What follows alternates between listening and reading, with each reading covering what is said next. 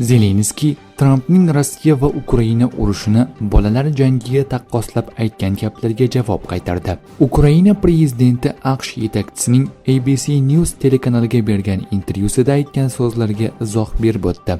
Zelenskiy jurnalistlarning Tramp Ukrainadagi mojaro ko'lamini anglab turayotganiga aminmisiz degan savolga quyidagicha javob bergan.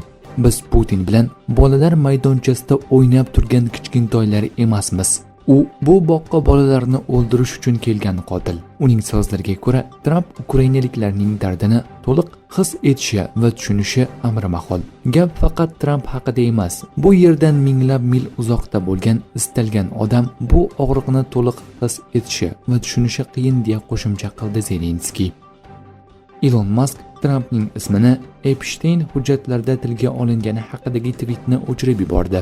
Avvalroq Elon Musk voyaga yetmaganlarga nisbatan jinsiy harakatdagi jinoyatlarda ayblangan Jeffrey Epsteinga oid hujjatlarda prezidentning ham ismi qayd etib o'tilgani haqida yozgan edi. Unga ko'ra, bu hujjatlarning ommaga e'lon qilmayotganining asl sababi shunda. Rossiyaning Ukrainaga uyushtirgan tungi hujumi qurbonlari soni 5 nafarga yetdi.